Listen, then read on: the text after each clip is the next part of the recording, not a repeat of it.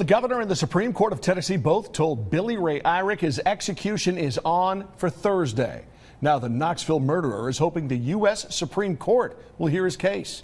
Good evening, glad you're here. I'm Ted Hall. And I'm Amanda Hara. So far, no response from the court with less than 2 days before that scheduled execution. But tonight we are hearing from the judge who sentenced Irick to death all those years ago. You'll recognize the name, Congressman Jimmy Duncan. We'll get to that in a moment, but first, Billy Ray Irick raped and killed 7-year-old Paula Dyer back in 1985. He's been waiting on death row for 30 years. Just last night, Governor Bill Haslam announced that he would not intervene in the execution. Now, Irick is asking the Supreme Court for a stay or delay of his execution. Irick is on death watch tonight. That is a 3-day period where strict guidelines are in place to keep the inmates safe. Actually, putting criminals to death in Tennessee is pretty rare. It's been 9 years since the last execution. This man needs to be put to death, according to Congressman Jimmy Duncan. Why is the congressman weighing in? Duncan was the judge who sentenced Irick to death back in the 80s. I asked him today if anything about the case sticks with him even now. He said after 3 decades, the details aren't crisp. Just the memory that the death penalty for a man who raped and killed a 7-year-old Knoxville girl is the right thing. The facts of this case are one of the extremely rare cases that justify a death sentence. There are a very tiny percentage of cases that where the death penalty is the only appropriate punishment, and I think this case was one of them. Duncan told me that Irick has exhausted all of his appeals, all the court's ruling to uphold his death penalty. Irick's hope now is a challenge to the drugs used in lethal injection.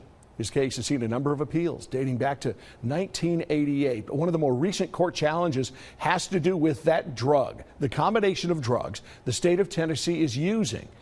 The drug midazolam is used to put inmates to sleep before the lethal drugs are administered. But defense attorneys are arguing now the lethal injection itself can cause great harm and pain. The state calls it nonsense.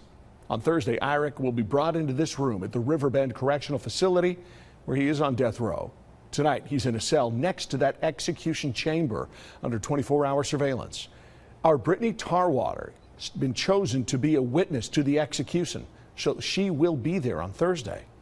Last time somebody was put to death in Tennessee, 2009. 61 people are on death row as of tonight, 6 of them from Knox County. And tonight, WVLT shifting the focus to Paula Dyer, the victim in this case. She was just 7 years old when she was raped and killed inside of her family home. Paula was a student at Beaumont Elementary School right down the road from where she lived. Irick was watching the family's 5 children the night that the murder happened. Paula's father found her without a pulse. We received new photographs of Paula today. They show a smiling little girl, some of them in school photographs.